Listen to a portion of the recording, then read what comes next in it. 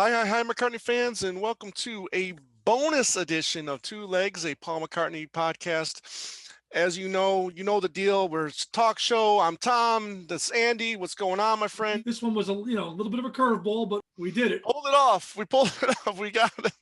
Yep. We've got our second wing on the show, and I'll talk to Denny and Fernando about this new Ram On project, the 50th anniversary of Ram. It's a project they put together, co-producers, a ton of musicians on there. I think it was about 100 musicians participated in this project. You got Denny and you got Spinoza on there as well. You got a couple other well-known people on there, and really looking forward to this project. So here we go. And we're back. We're just going to jump right into this. As you can see, we have two special guests with us today, Tom Agnotti, Andy Nichols, as always. And we're looking at two gentlemen who just, congratulations, guys, on this project. I just can't wait to hear this. I mean, it looks really exciting. We've got Fernando Perdomo, who you may know from the Echoes in the Canyon documentary. This wonderful movie. I mean, just great. And then the performance with Jacob Dylan and Beck and so many other wonderful musicians on there was a great movie. And then we've got the legend himself, the original Wings drummer with us right here, Denny Seiwell. Gentlemen, welcome to the show. Thank you for being here. Thank you, Tom. Yeah, it's good to be here. Thanks for having me. Yeah, excellent. Well, let's just jump right in and talk about this project. I mean, how did it come to be? I mean, who called who first? I've known Denny for a few years as a musician. Okay. We have this thing called NAMM, where we meet all our heroes, and our heroes get to meet us. And I went up to Denny, and I just, he thought I was a crazy Beatle nut, but it turns out I was a crazy Wings nut. So there you go. Great. I was a wing nut, yeah. Or a wing nut. There you go. And we always kept in touch. I showed up to a Denny Lane show and sat in with Denny, and Denny Seiwell and his wife were there, and we all hung out, and it was really cool. So I always kept in touch with him, and I was in a band called Open Sound that was doing some covers, and we were going to do Too Many People, and I said, let's get Denny and have him come in, and we did Too Many People and Some People Never Know, which is my favorite song on Wildlife. Beautiful. Yep, and, mine too. It took all of 20 minutes. It took all of 20 minutes. He made a paycheck that day, and he had a great time, and he loved my studio, and he loved working with me. About a year later, that project wasn't happening anymore, and I suggested maybe doing a Ram band and putting together a show. Well, I didn't know it was going to be the 50th anniversary, so okay. Told me about that. I saw 50th anniversary. I produced a 50th anniversary tribute to Yes with Yes's encouragement. So I'm aware that all the cool bands are turning 50, and all and soon all the uncool albums are going to turn 50. Yes. But the cool ones are turning 50 right now. So I was like, we should do a Ram band and do a show in LA. Then COVID happened, and it turned into an album. Gotcha. And I said, Denny, it would be a really cool idea if we did a new version of Ram. And Denny, being a responsible adult, texted his friend Paul and said, hey, is it cool if we do this? And Paul wrote back, said, have at it, enjoy. Great. Yeah, because that was going to be one of my questions. Did you get his blessing before you started this project? We got a 5-word blessing from God, and he said it was cool, and which was definitely a big fire under our asses. And then we stayed in touch with him throughout. We'd send him tracks. And cool. The artwork that we were preparing and stuff. Right. So it wasn't just go ahead. Right. He's into it. Yeah, he's into it, and he clued him in on it, which was cool. Yeah. The fun thing was creating this album under lockdown. So we got Denny in to do the drums for all the songs in 2 sessions. Okay, wow. Amazing for a drummer who's 25. Right. But a drummer of Denny's vintage, being able to do 10 drum tracks in 2 days was absolutely incredible. And he didn't even break a sweat. He's in incredible shape. I mean, he's an incredible human being and is in great health, and he did an amazing job. Well, the fun part was taking these songs and saying, who would we like to do this? Who would like who do you want to split it up with? Started emailing, and it was an incredible process. We had all these singers try out for the songs. Oh wow. We had all these parts to fill. So we needed strings, we needed horns, and then all of a sudden I was like, "What's Dave Spinoza doing lately?" Mm-hmm. And he emailed him, and he was in. And then all of a sudden I was googling Marvin Stam, and Right. I found his website. And I saw that it had a little like write me thing. And I hooked them up, and they talked for the first time in 30 years. Wow. Wow. Well, Amazing. yeah, close to 50. Close to 50. Really? Well, think about it. It's COVID and nobody can do anything. So you reach out. Yeah. Perfect. It was bad timing for the show. Perfect Right. timing for the album. For the record. So And that, it was really great because, as I was telling Denny, it's harder, it's easier to find someone who hasn't heard Ram than to find someone who doesn't love Ram. Yeah. Because it's an album that I've done tribute albums before for esoteric things. I've done like the prog stuff, and I've done, even Echo in the Canyon was a very specialized thing. The Right. folk rock, and a lot of the artists that were on that record had not really heard, like for example, the Love Song, No Matter What, and all these other things. In this case, it was harder because people are really obsessed with this album, and right. what I wanted to do is I wanted to make sure that everybody on the record is not just a Beatles fan, not just a Paul fan, but a Ram fan. Yeah. There you And go. The feeding frenzy of people that wanted to sing Too Many People or Halsey was very hard. So it was very difficult to have great vocal contributions from people and have to pick not Right. just from one or five. Like we Sure. had, there's like 6 people that tried out Dear Boy, and Oh. Bourgeois rose above the cream of the crop. And for example, backseat of my car, his friend Bradley Gore, who blew our minds. Mm. After he came in, a very famous indie rock guy wanted to sing that song, and I was like, "Sorry, we already picked the guy."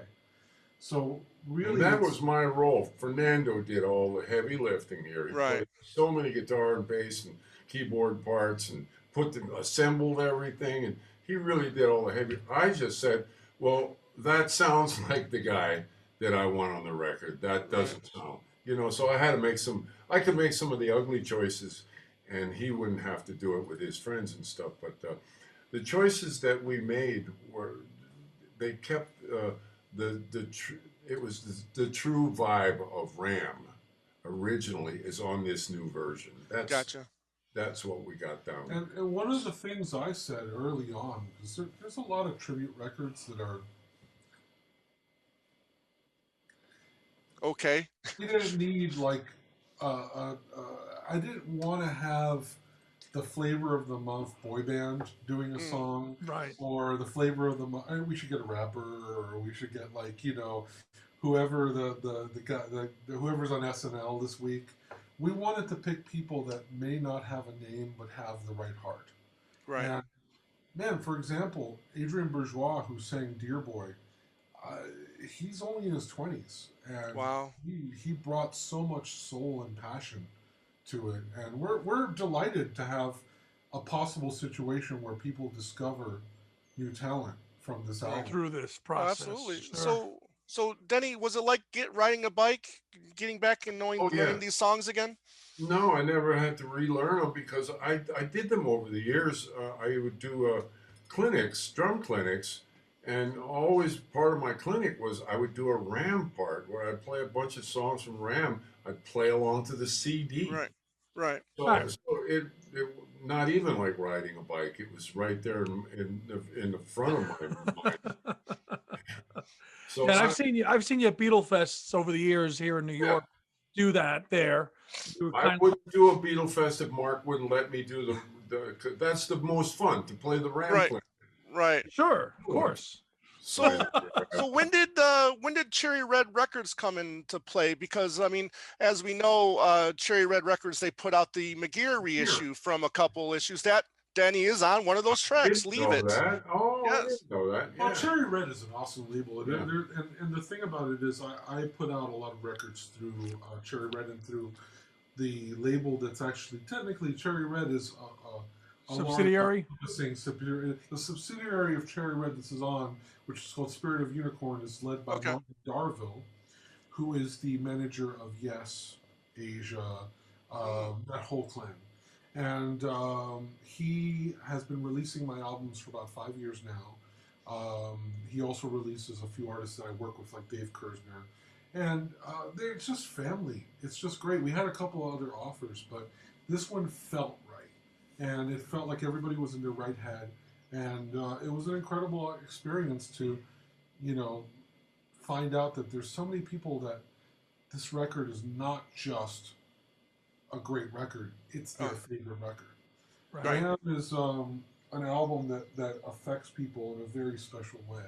Absolutely. So it also put the pressure up because, you know, this album had to be 5 stars to us. You know, we had to make sure that everything was in place, everything was done right. And Right. if you hear the trailer that came out today, I mean, people Yes. are very impressed. Yeah. So did Spinoza play just the stuff that he played on originally, or did he? Have him come on another day. Okay. He played the original 6 guitar parts that he put on Another Day, which is the first song we recorded in that Right. set. Days after his audition. Amazing. Incredible. And one of the cool things is I nerd out about this.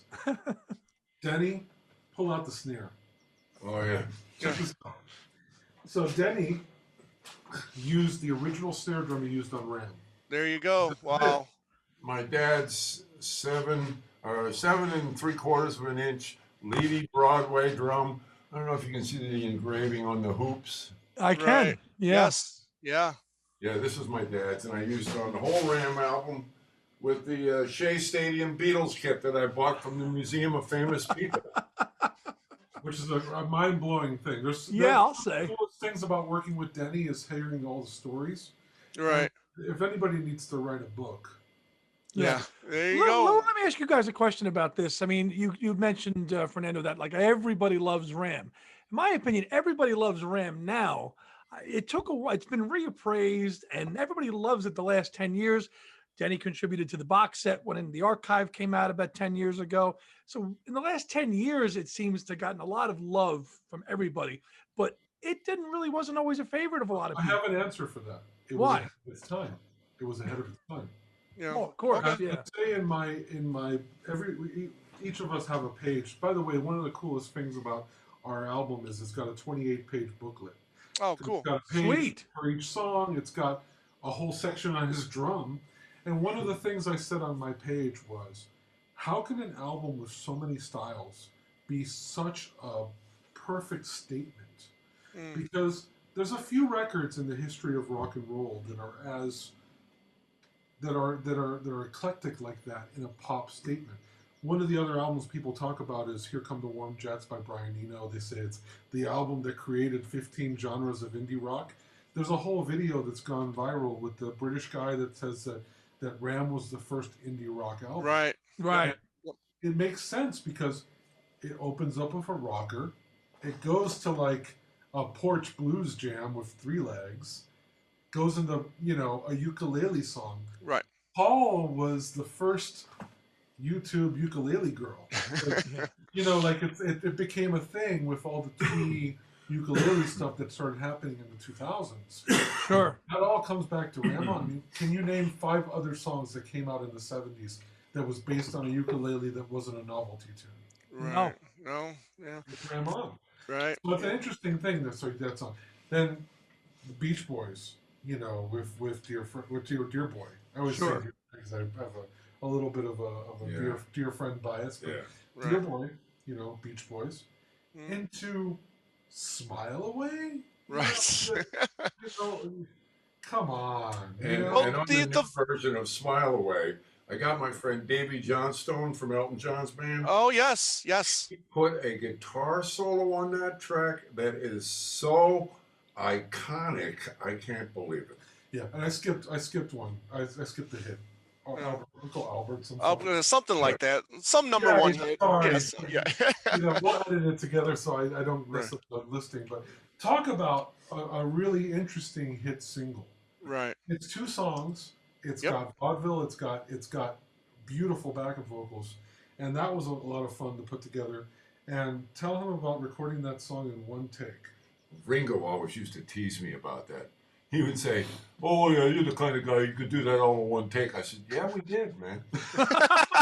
You can't go a different tempo. I says, yeah, that's called musicianship, you know. Right. Oh, man. Musicianship. Then one night he's talking to the guys. He goes, "Oh yeah, Denny can play all that." Dooba dooba dooba dooba dooba dooba dooba. He says, "But I'm a lefty, so I have to go dubba dubba dubba dubba dubba." I went, "Oh my God, that's why your fills are so unique, because Right. it's left hand lead." Leads, Right. I sure. didn't know this till 10 years ago or whatever the hell Right. it was. Yeah. The, But, the, the right. The vocals, I think, are one of the magical touches on this album. Talk about some of the singers on this album and their performances. I mean, you well, said that a first, lot of people wanted to sing on this song, but go ahead. I want to address this now. It's Yes, impossible to replace Paul McCartney of at course. that period of time. Sure. Right. Of course. But Many have tried. I will tell you something. We got real close. Ooh. We got some brilliant vocals on this record. And Paul just texted me the other day. He heard the sampler. He loved it. Absolutely loved it. Mm. It's a beautiful job. He was very happy to hear it. So, I mean, that's it. You had to have more than talent. You had to have that love and the respect and the vibe to make it work. And we've got some beautiful. Sometimes you close your eyes, it sounds like the real record track. So is that Paul? Right. I've been producing records for 20 years now, and I treat every album as a science project. This is what I learned about this record. Paul is the most versatile rock tenor of all time. Because when I started thinking of male singers, I was like, okay, who sings high? The problem is we would get people that sang high that didn't have balls. Yeah. So it would sound a little like power poppy or weak or whatever. The thing that's really hard about Paul is that he has an incredible range, but every little bit of that range is a full wave. And when you look at his vocals, the fact that he could scream high at full voice, like on Road All Night, or, Yes. Mumbo, but he could also sing beautiful falsetto and beautiful backup vocals. But the hardest thing about him was getting somebody that could sing soft and high without falsetto. So it made it more difficult. And there was some great people that sang their asses off. It just didn't sound right because we needed the thickness. Gotcha. And, guys like Dan Rothschild, who is known as a bass player, he sings Too Many People and Heart of the Country. And he's known as a bass player, but he's one of the best singers I've ever heard. Yeah. And Denny's quote was, after he heard him, he said, I can't hear anybody after that. That's it. And he beat out some incredible singers. Right. And many people, right off the bat, you're like, oh, this guy's got it. And he doesn't even have his album on his own, but he's produced, he played in Heart. He was also in Tonic. And his dad, Paul Rothschild, produced The Doors. The Doors, of course, sure, on Elektra, yeah. Yeah, and Dan is incredible and effortless. And those vocal takes are one takers. I didn't do any comping. And it's just amazing. And him and his girlfriend Sky did the backups on Too Many People all alone. And it's got that magic Paul Linda sound. And it's great. And then, some of the other people that we had, some of them he didn't even know. So actually, this is something I tell people when I have to explain to them why they didn't make the record. Denny Seiwell told me if he's going to do this, he's got to make the final call on singers. Yeah. Oh, wow. And he picked the singers not based on friendship or clout. And there was some famous people that were like, I can't believe I'm not making this. Look, Denny picked the vocalist based on what he heard and not what he knew. Yeah. Well, yeah, not if you knew how they sounded, sure. Right. I feel like that's a big issue with a lot of tribute records because they're like, oh, let's get Right. Justin Bieber to sing or whatever. Yeah. And we didn't design this album to sell records. We designed this record to be A true tribute. a true tribute and a compliment. Right. So it's a true faithful recording of Ram. You guys didn't take too many liberties on this then. On certain tunes, we did a little bit more, but how could you do Halsey and different?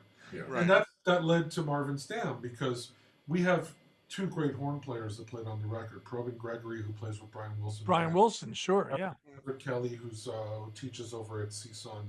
And we were like, okay, who's going to play the trumpet part? So I Googled Marvin Stam, and I found him. And he used to live in my building in New York.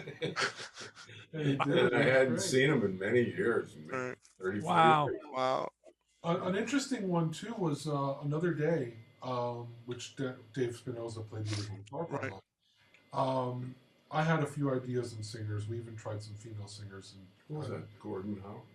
So Gordon Michaels. Gordon Michaels is an artist that put out an incredible album called Stargazer in 1979 that was produced by Hugh McCracken. Oh. And there was a song on that record called Indoor Lovers that has an Another Day feel and is in the same key. And I was listening to it, I'm like, he sounds really good in this key. And I sent it over to him, and he sent back a one-take vocal. Yeah. And it was not even supposed to be the final vocal, and it's there. And he killed it. And he's an English teacher in Baltimore. Okay. Wow. This is all news to me. But he puts out records, he's always going to do this side hustle. Right. So he's beyond excited. Because it also added a little bit to the poetry because Hugh McCracken passed away. Yes. Liz passed away. Yeah. And in many ways, Gordon is representing Hugh. Gotcha. They had that relationship working on that record. And for all you Beatle nuts, Stargazer by Gordon Michaels, 1979, produced by Hugh McCracken. Buy it now. We're going to check it out for sure. Absolutely. Yeah, so was Another Day and Oh Woman Oh Why always going to be, on the track list, or did that come after? I insisted. I was just like, because the thing about it is that I bought them first on vinyl, but the original CDs had those as bonus tracks. Correct. Right. So I always feel like Another Day and Oh Woman Oh Why are part of Ram to me, and they were the same sessions, and also they're talk about like fan favorites. Oh Woman Oh Why is considered. Did anybody get to shoot a gun in the studio? Yeah, did you shoot a gun off? Paul did. Paul shot off and he actually helped me get the right sample because I kept on going through all the gun samples, and he's like, "Oh, it's a starter pistol," because it doesn't sound like a kill gun; it's a starter pistol. Right. And, Gotcha. We found the right starter pistol for it. You did, huh? Wow. It's a. When people post that photo of Paul with the gun, they're like, "We don't like this." I know. It's odd because but it really does add to it. And I had an idea with that one. I'm always inclusive when it comes to gender, and I wanted to try some female singers. Brilliant idea, by the way. And I had originally had a girl named Lauren Lee from San Diego do a lesbian love affair version of A Woman Oh Why, where she gets shot by her girlfriend. Who doesn't like a lesbian love affair? Well, I thought it would be really fun if it was like a girl. Right. But it was cool. It was definitely very, very, very forward thinking. But he was like, a guy's got to sing this. So then we got Eric Dover from Jellyfish, who turned in a killer rocking part. I mean, Steven Tyler quality. I'm surprised he can still talk. Yeah, I know. Yeah, there's a few times where I sent him a vocal and he says, "Get that man a lozenge." But he killed it, but he was like, I don't know, it's a little over the top on the B sections. So I thought, ding ding, let's turn it into a duet. Oh, okay. Fantastic. So she's tired of his cheating in those ways, so she shoots him, and it's both sides. So now we get both sides of the story instead of Paul's bleeding out second-hand account of getting shot. Wonderful. Now we get her side and his side, and it works great. That's going to be fun to do live. Yeah. When they so faces. Right. So would you guys like to when we can get concerts again? I mean, would you guys perform this, live? The show will be at the El Rey next week. No, actually. Yeah, right.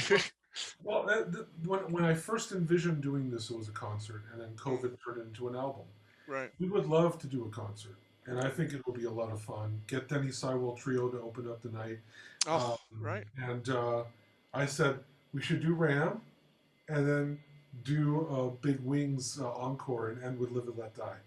Oh, or that, yeah, that would be wonderful.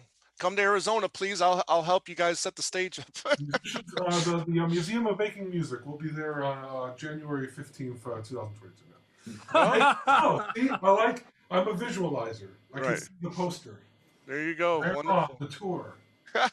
Did you For guys now, did you guys attempt to do Road All Night as well, or did you guys just stick with those tracks? No, I don't. We didn't attempt to do that because that was a bonus track. That wasn't the album itself. Right. And that would take a little work, you know. I've heard a couple of versions where people tried to redo that, and it was sperm in the moment, you know. Right.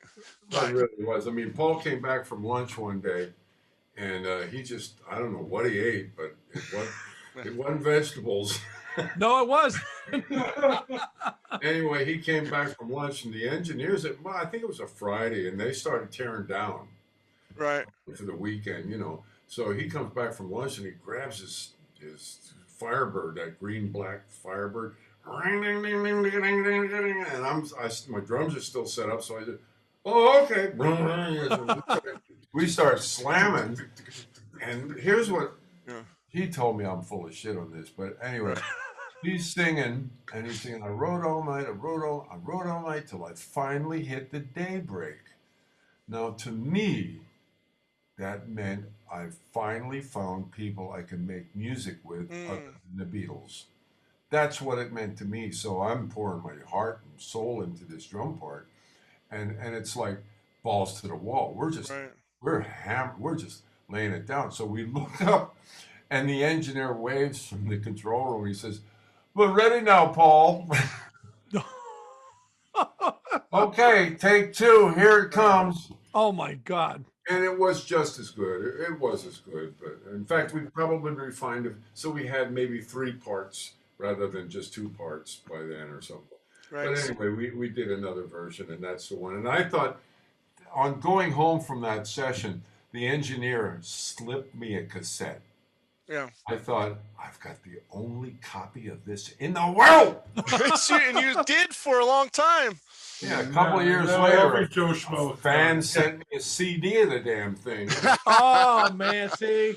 A lot of great songs that were recorded during those sessions didn't make the album. Love for You was another song that I absolutely adore, that we finally got on the soundtrack to The In-Laws. Yeah. But then we got on the box set. But Little Lamb Dragonfly was originally done. Those, I mean, I helped Paul write that. We were at Trident Studios. We were doing Red Rose Speedway. We were up at Trident, and he says, "You know, I love that track, Little Lamb Dragonfly." We started in Ram. It was the Bear film. Yep, Rupert. So I said, "Well, let's finish it. What the hell? We got time." So we're down in the studio, and he's at the piano, and he's singing. And then we got to this section, and I started singing background verse. I forget how it went up in it, but I sang a little background part. He goes, "Oh, that's great." So we finished it up and recorded it that day. Put the background vocal. It's one of the few tracks you can tell I have a bass voice. I don't sing on a lot of stuff, but I was singing. So I started singing in the group on that, and so it's one of the few tracks that I actually sang on. But it was fun helping them write a few of those background parts and lyrics for it. And we finished the track, and it's always been one of my favorites. Oh, no question. Was that after Glenn Johns left or before? Before. Okay. Glenn wasn't there. That was a Trident engineer. Okay. And Trident was right across the street from a great pub called The Ship. Oh, well, that's where you go. So, did you guys go down with The Ship? Oh, yeah.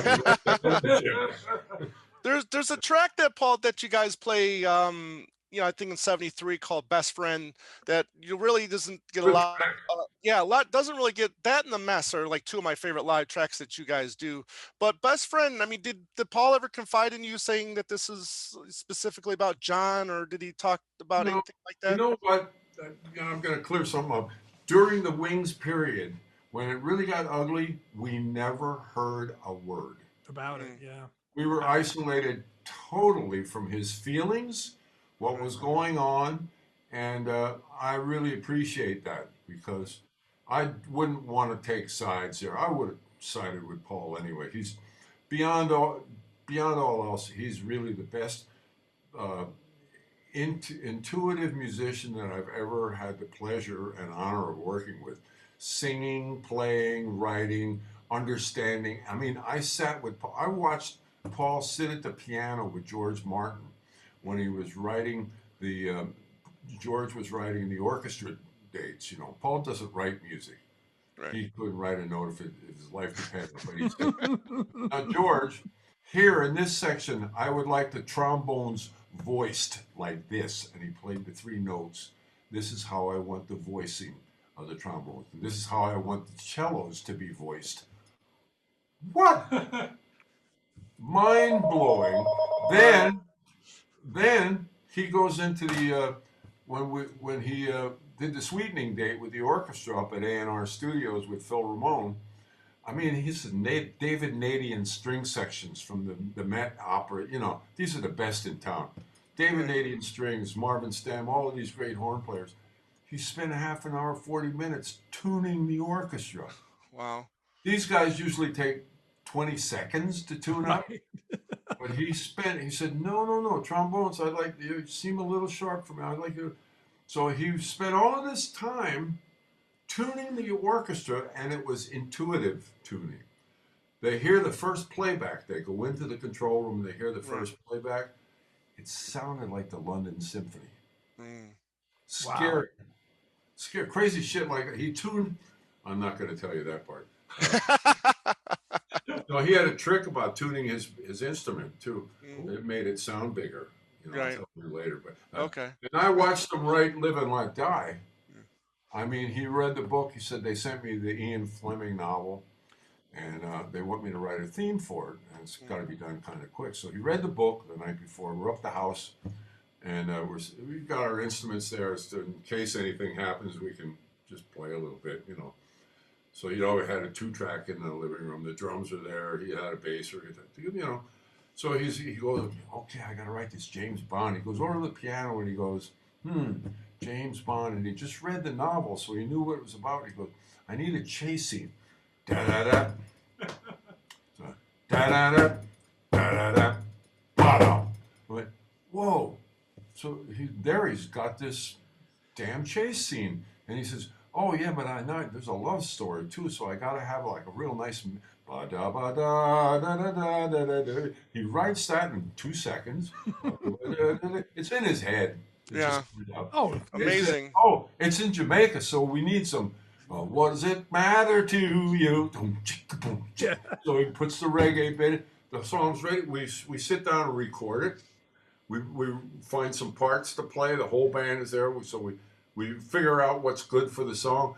You know, 10, 15 minutes later, we got a nice version of it. He runs his 2-track, sends it to George. George writes the orchestra. Next week, we're in the studio. We're in and out of the studio. Complete mix, overdub, everything. Live 40-piece orchestra, 3 hours. Wow. Isn't that insane? When you think about it, him doing the original track for Badfinger of "Come and Get It" in 1 hour, you know, you hear like that. You just no, and then the producer of the film thought that was a demo. Yeah, that was like, well, what? Get another guy. Get out of here. Get lost. Come on, really? There's another myth out there that you and Henry left the night before you guys left for Africa. Can you clean the air on that a little bit? Yeah, it was over money. Yeah. It was over money, you know. But you had left. I mean, this was like weeks or months prior to. Well, Henry left prior to me leaving. He left a couple of weeks earlier in Scotland. We were rehearsing Band on the Run, and Paul pushed Henry into a corner. He was very organic, and Paul just wanted him playing the same solo on My Love every time we performed it, and I don't know what he had hair up his ass that day, but he pushed Henry a little too hard, and we were all working on this. Is common news now. Oh I yeah. wish it was different, but we were all making 70 quid a week, $175 a week to be in the biggest rock and roll band of the 70s. And the money started wearing down our we didn't really want to do as much as we were doing for $175 a week. So it started to get a little funky. And then Henry left, and I begged Paul to get another guitar player. I said, we have become a rock and roll band, a good one. Break in a guitar player, then let's go down and record Band on the Run. Don't just go down there and do a bunch of overdubs again. And he said, nah, got to do it now, and I'm going to do it now. And I thought to myself, let me think about this. And the day that it came, there was a car in front of my place to take me to the airport, and I called. Well, I just heard another bad piece of information from Denny Lane about some shit that was going on behind the scenes. And I just said, you know what? Enough. And I called Paul, and I said, that's my only regret in life is I called him and I said, I can't do this anymore. I'm done. And but I tell you what, though, that box set that came out a couple of years ago really kind of brings your period of Wings back to the forefront of people who might have overlooked it. I mean, the live, all that live performance. I mean, that you guys were freaking smoking as a live band then, and a lot of people don't realize that. You've got crappy bootlegs that have been out there for years, but that box set, that 71 to 73, really brings your period in the band to light. And I hope a lot of people really realize that now. I hope they do, because they do. He polished it up a little bit. Yeah, a little bit. But so what? So it's what album is not polished? Right, but I mean that is a live Starting Wings Over America. But we worked really hard at becoming a band, and it did become a band. Linda was playing the shit out of her parts and singing the shit out of her parts. Right. Yeah. Everybody was doing it. We just had our hearts into it. And he missed it.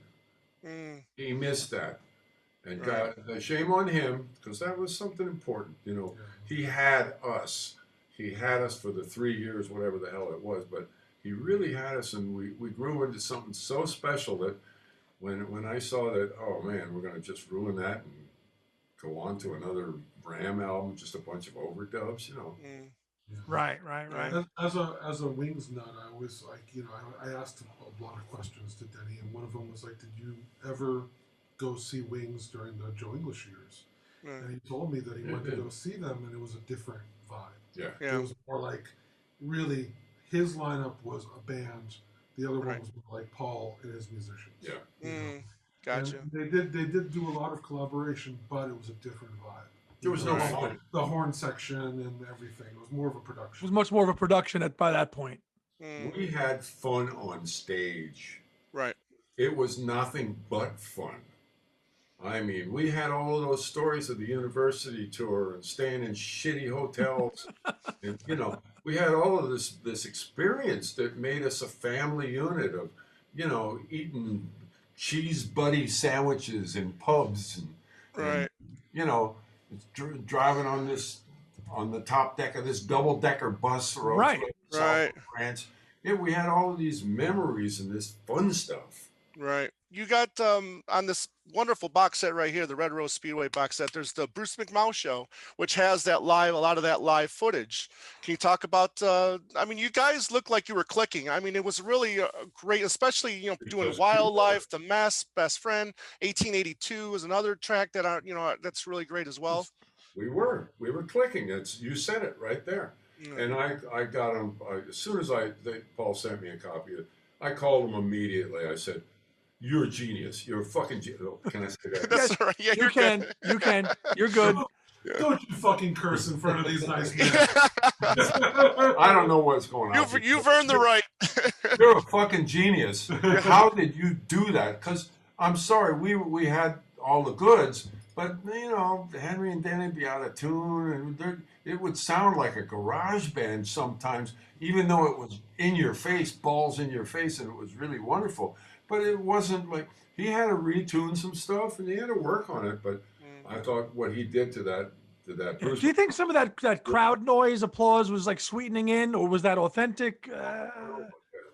Yeah, authentic. You know what? We had the Stones mobile truck with us. It's a 16-track mobile truck, and that stuff never came out because he said, it's too much at the time. He said it's too much to do to repair it to really make it record worthy. And so when he finally did it, and I saw that, I sat here right at this very seat. I put the disc in, and I wept. Wow. Mm, I mean, I still get emotional thinking about those days with Wings.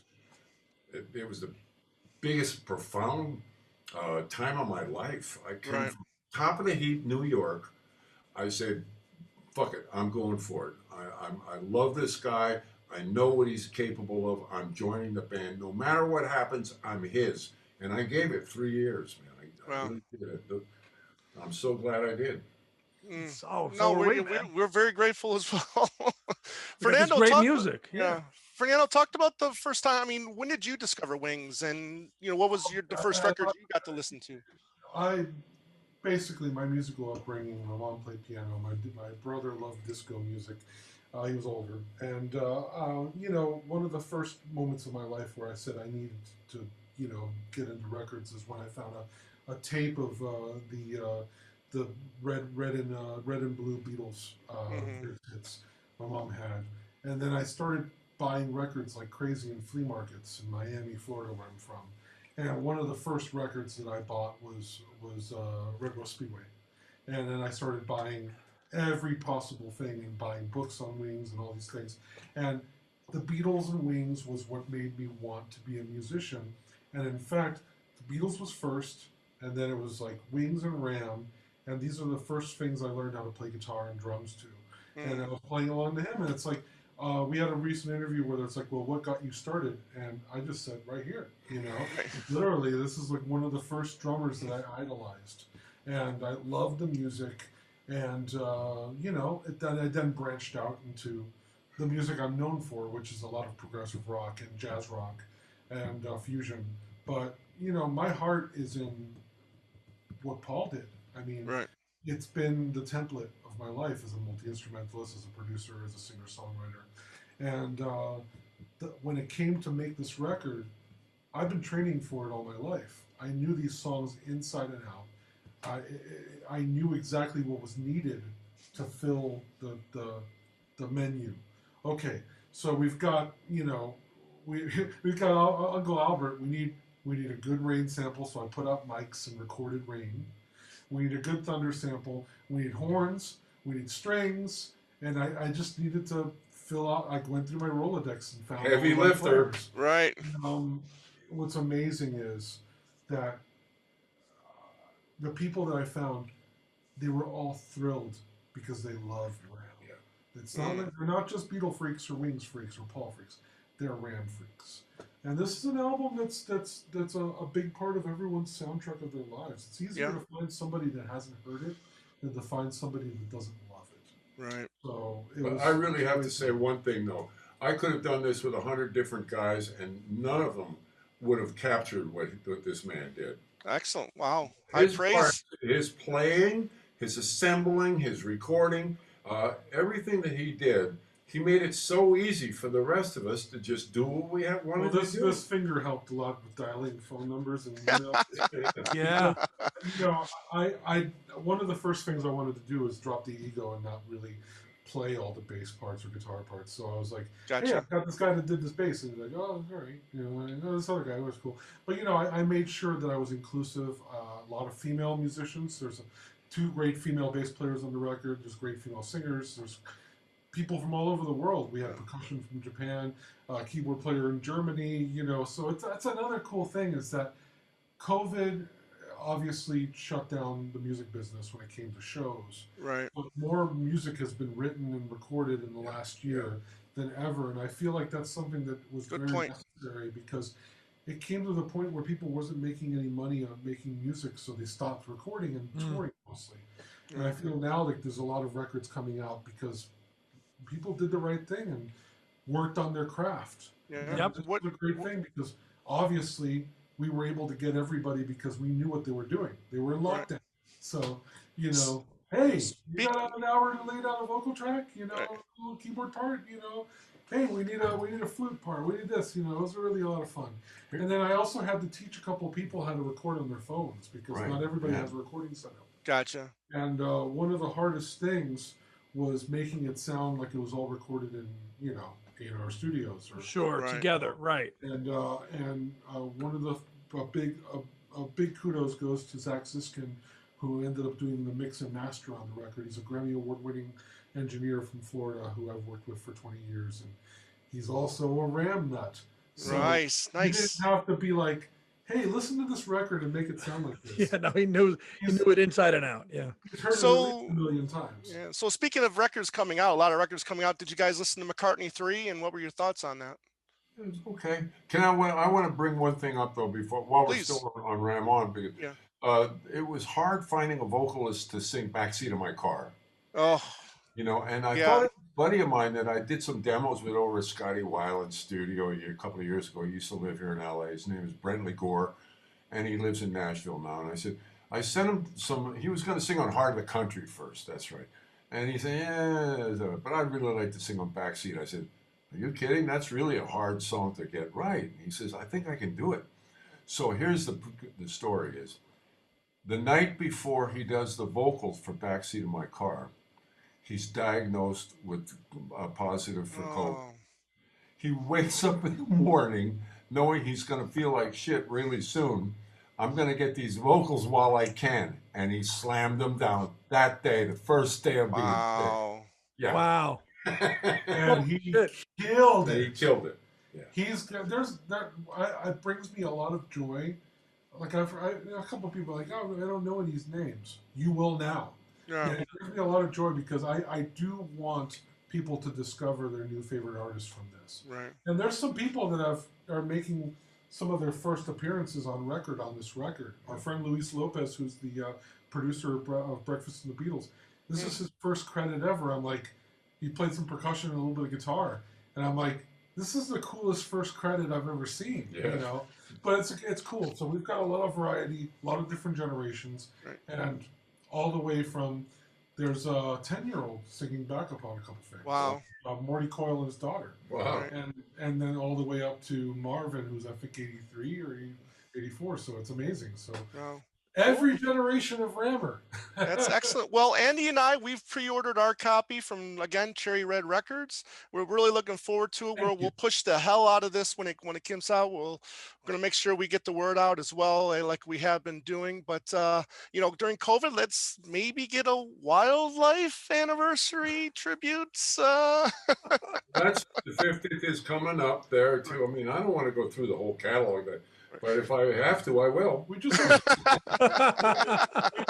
2 more to go, Denny. Come on. Maybe we can finally get that trumpet from Some People Never Know. That's only in the demo. That was taken out for the... Yeah, well, they put it back in. Yeah, finally. They put it back in. Well, it sounds like the record really has been made with the spirit of what Ram was. That's from what the vibe of, and that's really cool to hear and see. We have... 2 of the most, definitely we worked very tough on this record. We wanted to make sure that there's a standard that's been set. I mean, how could you redo perfection? But we wanted to make it not just sound great. We wanted it to have heart. And right. Every performance on the record has heart. When we first started talking about it, I said, why would anybody try to remake a masterpiece? Why would you even try to do that? And then, I had a little experience with this guy, and I saw, well, this is possible, and we can let a whole other generation come along and pay tribute to something that meant so much to them. And a couple of generations, as a matter of fact. So it was nothing but a pleasure. It's a companion piece. And you're exposing newer people to this music. You have younger people, as you mentioned, singing this stuff, probably hearing it for the first time. So they're learning the music too. So, you're checking all those boxes by getting everybody involved. We're on a mission from God. There you go. Our whole thing is we're trying to save the world one new Ram fan at a time. I love it. Come on, play the musical lessons with Wildlife. Now do it with Satie. I love it, gentlemen. Thank you so much for coming on and talking about this experience of making this wonderful tribute album. I can't wait to hear it. And man, like I said, it's you guys really did a great thing by doing this, and I wish you the best of luck with this release. And like I said, we'll push the hell out of it when we get it. Thank you so much. Thank you, for Tom the and interest. Andy. Yeah. May 14th, pre-order, Cherry Red Records. 50 years to the day. Yeah. That's right. And obviously, we just learned today that Paul announced the half-speed master of RAM as well. So we're officially now in competition with him. Yes, true. Right. I don't even know what a half-speed master is. There you go. The end of the session. That's it. It's gonna be wonderful. This is fun, guys. Along the highway. Yeah, slow it down a bit. But, gentlemen, it was great talking. You can do that on a turntable. Just slow it down. Just slow it down a little bit. In the backseat of my car. So I sat in the attic, a kettle. Oh man, wait till you hear that track. Wait till you hear that track. I cannot wait to hear Monkey Moon Delight. John sang that, and I said, "This poor guy just blew his voice out for us." Right. We ended some careers with those. Yeah. Oh We had a man. few people sing each song, so we ended multiple people. Performance of their lifetime. And I see a vinyl edition might be forthcoming as well. We're looking at possibly for Christmas. Okay. Honestly, buy the record because we told the label if we sell X amount of copies, we'll do vinyl. Yeah. We're gonna Done.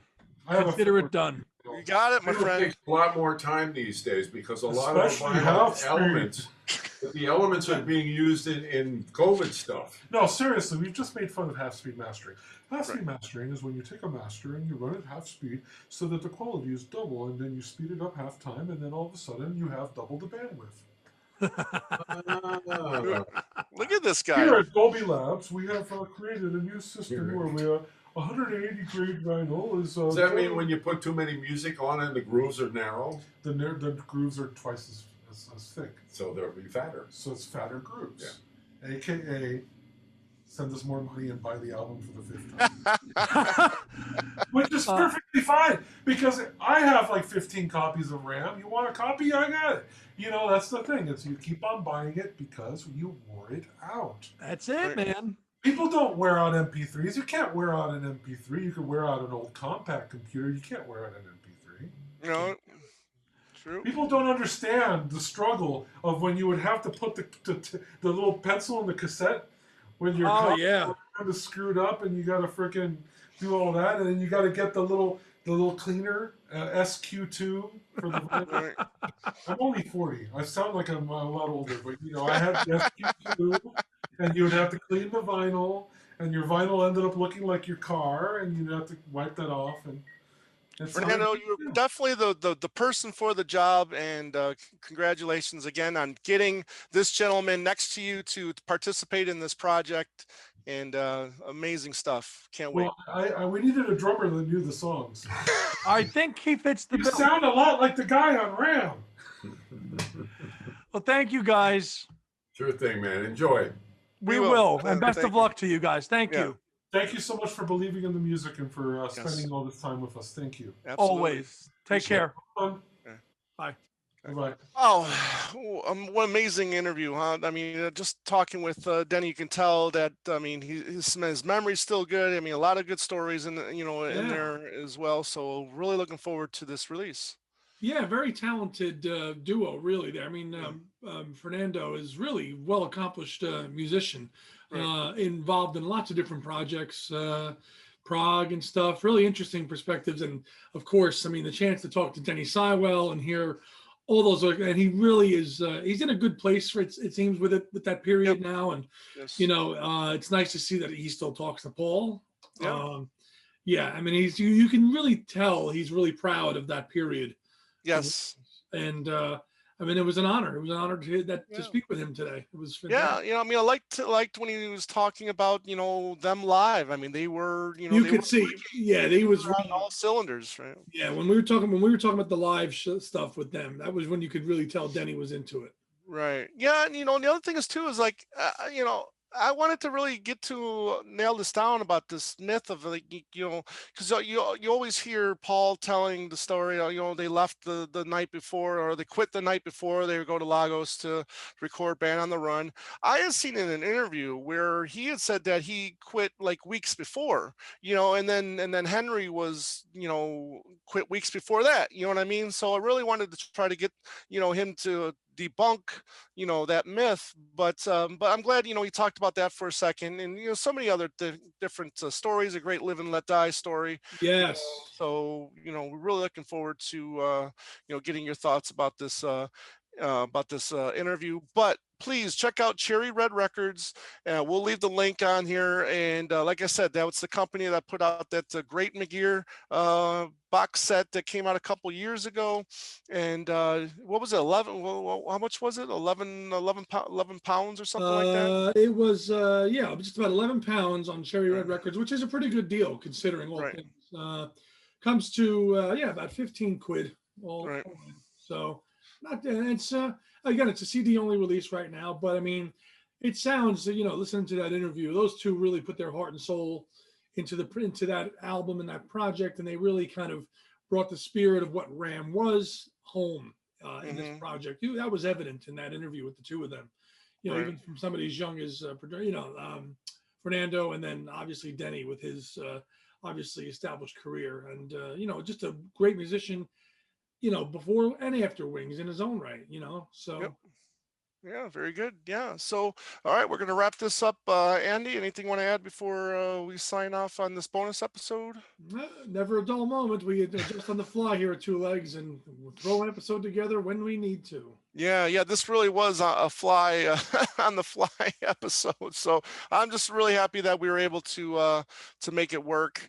And yeah, look forward to getting this one out. So everybody out there, you know where you can get a hold of us. Two Legs podcast at gmail.com, Instagram, Twitter, Facebook at Two Legs. Yeah, Two Legs, and yeah, you know. I'm still kind of like in awe. Yeah, it was great. It was he was Right. so relaxed and so low key. It was Right. fantastic. It was when he was just so genuine. That was what I know everybody's like nervous, but it was I had a great time. Yeah. Listen, he gave us almost an hour, which was Yeah, great. exactly. Yeah, that was really expected because it's like, let's make it brief. Okay, well, what's brief? You know what I mean? So, when you're told you only get a brief amount of time, then you're in your mind, okay, well, you got to get these certain questions in, and Out then there, yeah. yeah, exactly. So, but yeah, everybody, tell us what you think, Hope you and enjoyed it. Yeah. yeah, and and we'll talk to you soon. So, everybody out there, have a great day and a beautiful night.